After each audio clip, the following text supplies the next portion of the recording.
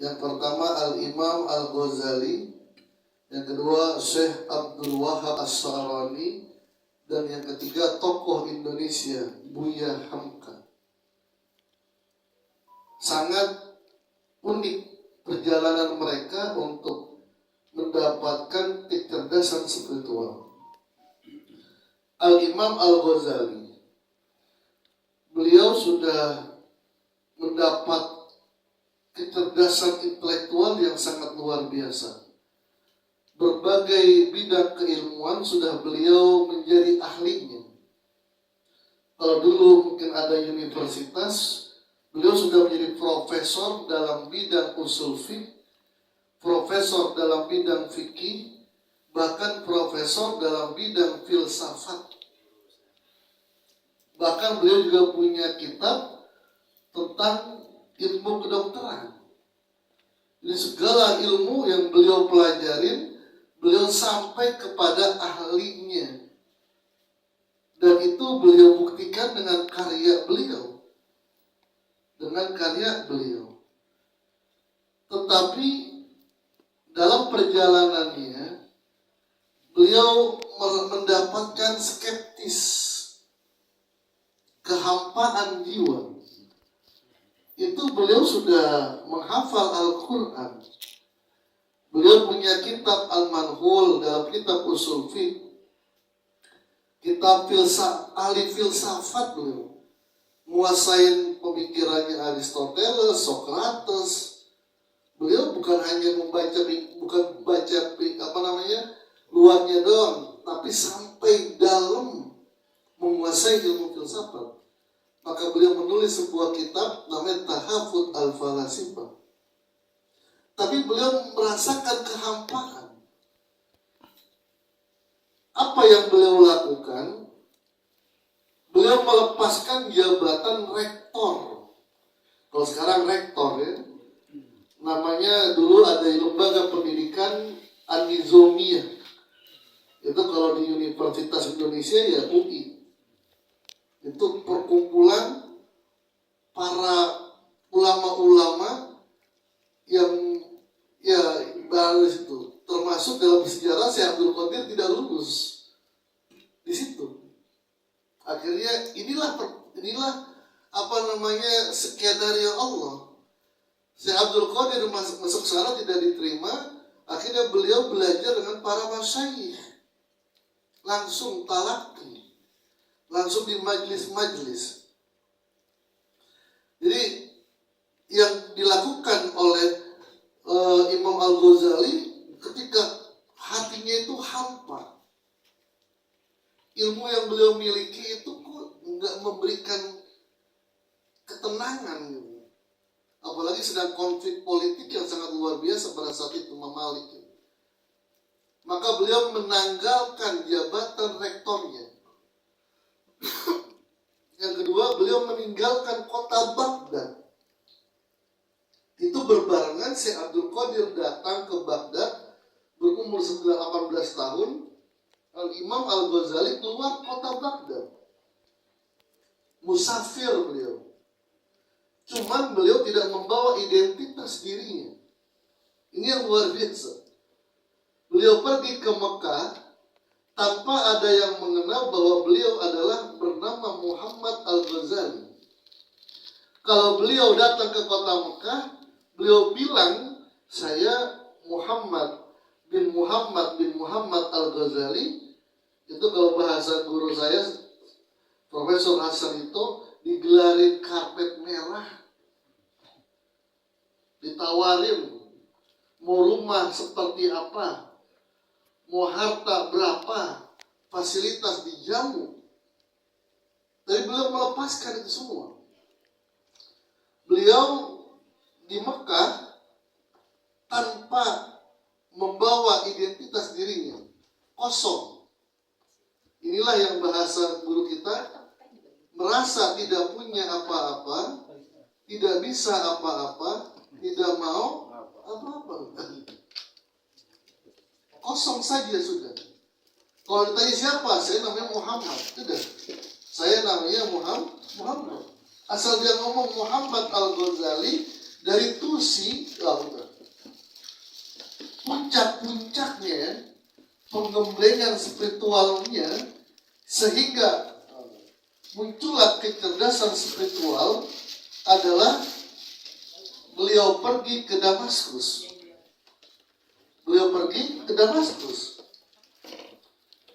Beliau mendatangi Masjid Umawi. Masjid Umawi masih ada sampai saat ini. Apa yang beliau kerjakan di sana? Lamar kerja. Kalau beliau mengatakan saya Muhammad Al-Ghazali, maka diberikan mimbar kepadanya. Tapi beliau mengatakan saya musafir, saya namanya Muhammad, saya perlu kerja. Maka DKM Masjid Umawi ngasih kerja apa? Menjadi marbot. Kalau sekarang masih di Istiqlal. Udah bukan. Istiqlal. Itu kitab beliau dikaji di masjid itu. Kitab Al-Manhulnya dikaji, Al-Mustasfa'nya dikaji, Tahabut Al-Falasifahnya dikaji. Jadi Masjid Umawi itu dulu saya tinggal nggak jauh dari situ. Jadi memang halako-halako. Setiap habis maghrib itu ada halako hadis, ada halako tafsir, ada halako. Tinggal kita memilih apa aja. Ya. Begitu pula ketika pada saat itu kitab beliau dikaji di masjid itu dan nama beliau selalu dikutip. Berkata Al-Imam Al-Ghazali, orangnya lagi nyapuin, lagi bersihin kamar. Karena kan dulu kan nggak ada HP, nggak bisa apa namanya, nggak bisa foto-foto. Nama iya, tapi wujud muka nggak bakal dikenal. Disitulah beliau mendapatkan kecerdasan spiritual. Dan akhir-akhirnya beliau masuk ke dunia tasawuf. Apa? Ketika beliau bisa menghilangkan kebanggaan dirinya, keujuban dirinya, maka cahaya Allah masuklah ke dalam hatinya dan mendapatkan kecerdasan spiritual. Kecerdasan spiritual adalah keseimbangan. Kalau dalam Al-Quran itu wastawa. Falamma balagu musta wastawa. Wastawa itu ketika Nabi Musa sudah sampai usia 30 tahun. Wastawa, dan badannya itu memiliki badan yang kuat. Artinya ketika musim dingin dia sehat, musim panas dia sehat. Itu kalau secara fisik itu namanya wastawa. Kalau secara spiritual dipuji orang dia nggak sombong, dihina orang dia nggak stres. Lagi punya duit dia nggak sombong, nggak punya duit bini ngamuk. Dia aja sabar, bininya ngamuk. Namanya jauh sekarang ya? Wastawa itu, jadi kalau digambarkan dalam terjemahan itu orang yang perkasa badannya. Mau jalan ke gunung dia sanggup, jalan di laut dia sanggup. Tidak terpengaruh dengan cuaca. Begitu pula secara spiritual, dalam kondisi apapun, inilah yang bahasa guru kita, di sana senang, di sini senang. Dan ternyata ajaran Thoriqoh di situ, Pak. Untuk melihat sesuatu itu dengan positive thinking. Contoh yang sudah sering kita dengar, ajaran Jejen ketika zamannya Abah Anom ngirim SMS. Dulu SMS mungkin ya. Atau sebelum SMS ada namanya, pokoknya SMS lah. Kepada Abah Aos, Aang doain saya lagi kena demam berdarah, dirawat di rumah sakit. Mobil saya mogok, pesantren saya kebakaran. Banyak banget itu. Badannya sakit, mobilnya mogok. Nggak tahu kalau bininya lagi ngamuk, nggak tahu. Bercanda. Tapi jawaban apa? Kalau kita kan, kalau secara umum ya udah sabar. Itu jawaban apa? Ikut bahagia. Kalau bahasa Indonesia itu ada bahasa Sundanya apalah. Pokoknya bahasa Indonesia, alhamdulillah saya ikut bahagia. Apa? Ngiring bingah. Ikut bahagia. Wah, kalau orang-orang umum dia apaan deh? Ternyata Abah ingin melihat Abah membuka bahwa ajaran kita ini ketika badan kita sakit itu sesuatu yang positif. Apa? Di antaranya Allah mengampunkan dosa-dosanya. Ketika mendapatkan masalah, itu sedang penggemblengan spiritual kita.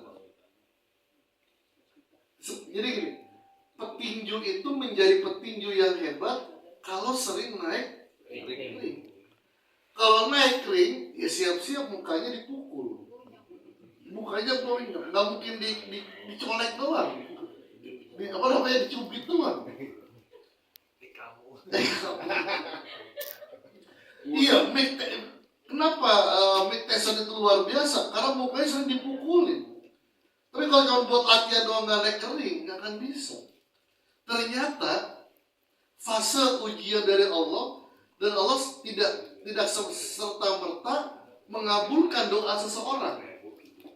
Punya masalah nih, langsung tahajud besoknya selesai. Kadang-kadang kan enggak. Kadang-kadang 2 hari, kadang-kadang seminggu, kadang-kadang setahun, kadang-kadang bertahun-tahun. Ternyata fase itulah pembentukan spiritual seseorang. Ini Al-Imam Al-Ghazali. Yang kedua, Abdul Wahab As-Sa'lani. Beliau merupakan ulama serba bisa. Karena ya tadi kalau Imam Ghazali kan dia menguasai ilmu filsafat. Kalau Abdul Wahab As-Sa'lani menguasai ilmu kimia. Jadi selain ahli fikih, ahli hadis, ahli tafsir, beliau juga ahli kimia.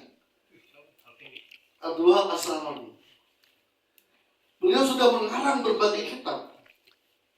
Bahkan kitab beliau itu dan banyak yang belum dicetak, masih manuskrip. Itu ada 100 kitab lebih. Dan berbagai macam keilmuan. Sampai akhirnya beliau bertemu dengan namanya Syekh Ali Al-Khawas. Syekh Ali Al-Khawas itu la ya'riful kitabah wala qiraah. Orang yang nggak bisa baca, nggak bisa nulis.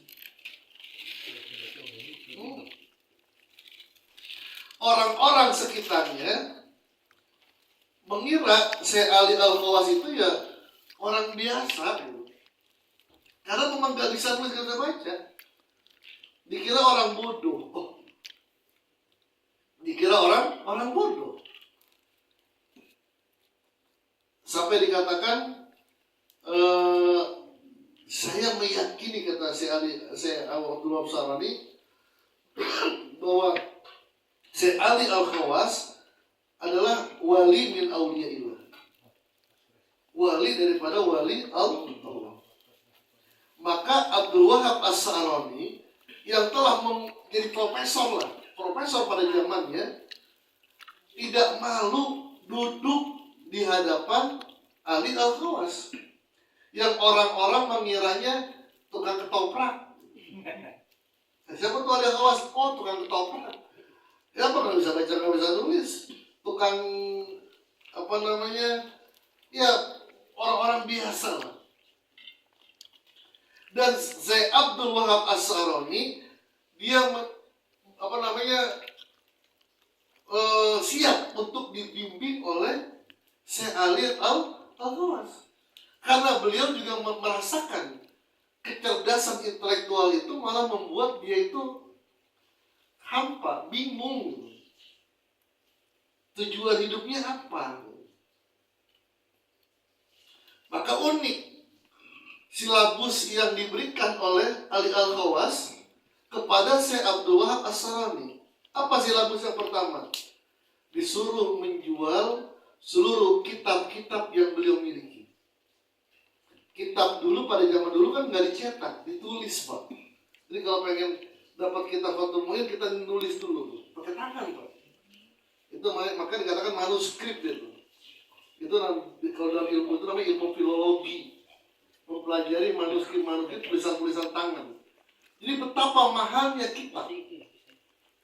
Karena nggak bisa beli di pasar ya tulisan tangan semua. Disuruh jual semua kitabnya. Dan bagi orang-orang ahli ilmu, harta yang paling berharga adalah kitab. Datang ke Abah madrasahnya, kitab semua itu. Setelah itu apa? Hasil penjualannya disuruh disedekahkan semuanya. Jangan disisain. Itu kan berat itu. Semuanya jual. Itu silabus pertama tuh. Itu silabusnya. Kalau itu bisa, nanti ada lagi. Akhirnya berhasil dia. Berhasil. Setelah itu apa? Dia diperintahkan untuk berzikir. Untuk berzikir. Terus berzikir kepada Allah dengan barometer. Apa? Bukan terbang. Wah ini jadi zikirnya udah mantep nih. Apa? Udah bisa terbang. Oh ini Pak Ali Umaydi luar biasa zikirnya. Beling dimakan beling. Itu bukan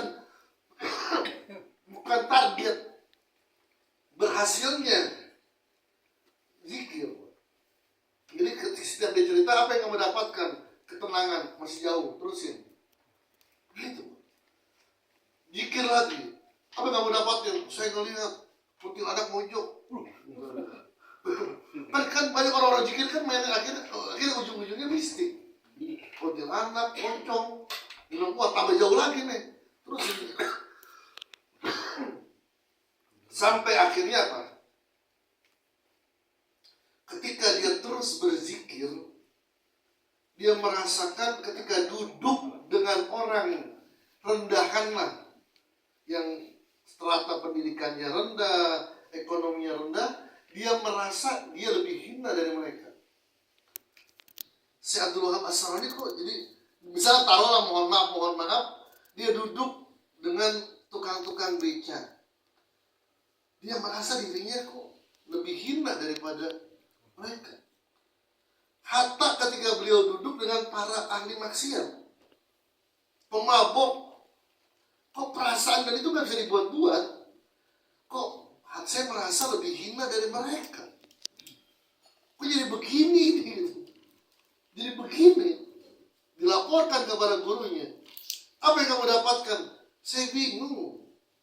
Saya merasa orang yang paling hina ketika berhadapan dengan manusia. Apa kata gurunya? Itulah kamu telah sampai daripada tujuan zikir. Tadi bisa melepaskan keakuan dirinya, kebanggaan dirinya, keujuban dirinya, bahwa apa yang dia miliki semuanya inna lillahi wa inna ilaihi raji'un. Kemampuan yang dimilikinya adalah la haula wa la quwata illa billah. Setelah berhasil di situ, disitulah cahaya Allah masuk dan seluruh ilmu-ilmu yang ada di kitab itu masuk ke dalam hatinya. Maka beliau mengarang kitab-kitab yang sangat luar biasa yang menjadi pegangan utamanya Abah Anom, Anwarul Qudsiyah. Itu kitab yang luar biasa. Ini beliau. Terakhir Buya Hamka. Buya Hamka itu beliau memang dalam dunia tafsir itu ya beliau punya karya namanya Tafsir Al-Azhar. Meskipun orang mengatakan itu ya lebih ke beliau kan orang sastra. Buya Hamka juga punya karya yang bagus, tasawuf modern. Meskipun kalau kata Bano nggak ada tasawuf, kalau ada tasawuf modern ada tasawuf kuno. Namanya tasawuf itu semuanya modern. Beliau sudah menulis tasawuf modern, dan buku beliau pada saat itu menjadi buku yang sangat diandalkan. Kenapa orang Muhammadiyah tapi nulis tentang tasawuf kan? Iya. Tapi beliau ketika ada konflik dengan Presiden Soekarno yang menyebabkan beliau dipenjara. Dan alasan dipenjaranya karena subversif. Dan itu beliau tulis di kata pengantarnya di buku tasawuf modernnya, bahwa betapa hinanya dirinya karena dipenjara dengan dituduh pengkhianat. Itu pukulan besar bagi beliau. Beliau seorang yang nasionalis, tapi beliau dituduh seperti itu. Sampai akhirnya beliau mengatakan, ini saya bukan Buya Hamka, tapi Buya Hampa. Buya Hampa. Meskipun sudah menulis kitab modern, tasawuf modern, tapi inilah luar biasa. Ketika beliau dibebaskan, ada 3 orang lah yang membuat beliau itu dipenjara lah. Itu beliau siap, salah satunya saya lupa, yang ketika meninggal dunia, Muhammad Yamin atau siapa gitu ya. Ketika dia meninggal dunia, dia tidak mau disolatin kecuali oleh Buya Hamka. Bung Karno ya. Jadi imam. Iya. Sedangkan yang menyebabkan dia bilang, kalau nggak salah 3 tahun yang isim itu sampai jual-jual barang-barang yang dia punya. Begitu sulitnya ekonomi pada saat itu. Ketika Soekarno meninggal, diminta Buya, bahkan yang mengundang adalah kalau nggak salah Pak Harto, untuk menyolati. Kalau kita mungkin apa? Ngapain nyolati? Biar rasa dengan malaikat. Kenapa bisa seperti itu, Pak? Sebelum meninggalnya Soekarno mungkin ya, itu kalau saya ingin, beliau diundang di Suryalaya. Beliau pernah diundang di Suryalaya. Enggak, itu Buya Hamka. Bertemu dengan Abah Anum. Buya Hamka menyampaikan tentang kuliah umum tasawuf. Apa kata Buya Hamka? Kata Abah Anum, Masya Allah, ilmu, ini Abah yang cerita, ilmu Buya begitu luar biasa, begitu luas wawasan tentang tasawuf. Cuman Abah bingung mana yang harus diamalin, mana yang harus diamalin. Akhirnya Buya Hamka dalam itu minta diajarkan, mungkin ditalkin ya, ditalkin oleh Abah. Dan itulah yang membuat kecerdasan spiritual beliau. Bisa beliau memaafkan orang yang melakukan kesalahan kepada dia, membuat sengsara hidupnya. Jadi intinya adalah inilah perjalanan kita, perjalanan untuk sampai kepada kecerdasan spiritual. Gampangnya membangun kecerdasan spiritual yang dibahasakan oleh Abah adalah, Abah itu dipuji nggak bakal tingginya naik dari 165. Dipuji bagaimanapun nggak bakal naik, ya segitu-gitu aja tingginya. Dihina nggak bakal, mau dihina sama. Kalau bahasa tasawuf ini berat nih, sudah sama bagi dia. Di depan kita ada emas sama kayu, kan berat. Ini emas sama kayu sama aja udah. Ngasih orang emas sama ngasih orang kayu. Kan itu berat lah ya. Artinya gini, kecerdasan spiritual adalah dia bisa menjaga istiqomah dalam ibadahnya dalam berbagai macam urusan yang dihadapi. Dia tetap menjaga ibadahnya meskipun menghadapi masalah yang beraneka ragam. Dia tetap menikmati perjalanan hidup meskipun ujian tidak pernah selesai. Karena memang sunnatullah yang namanya ujian itu tidak akan pernah selesai. Satu selesai ujian akan datang ujian yang baru. Misalnya Bang Ferry, dulu belum nikah, kan kepikirannya enak nih kalau nikah nih. Ujian-ujian kan enak. Dulu kita begitu. Akhirnya dapat jodoh lah. Amin. Setelah menikah, apakah selesai masalahnya? Tambah banyak.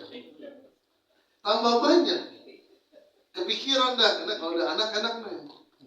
Ada tempat hiburan, ada tempat untuk bermain.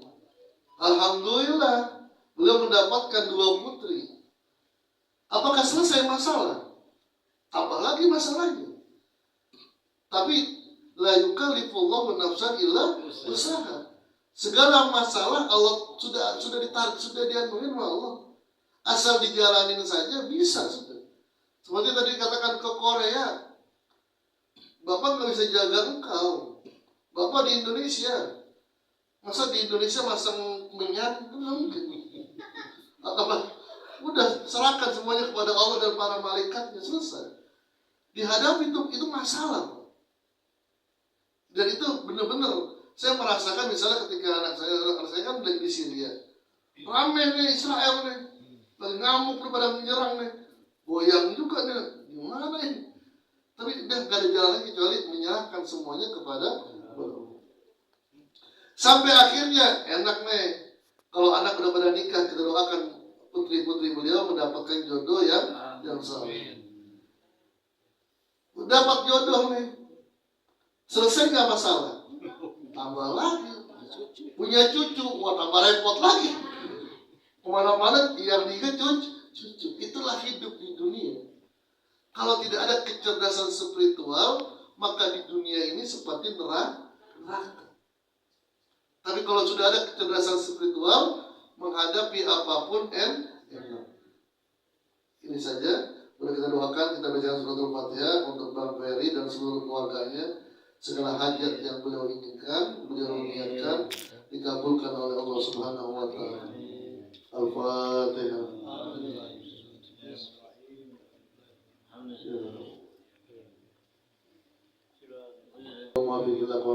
Assalamualaikum warahmatullahi wabarakatuh.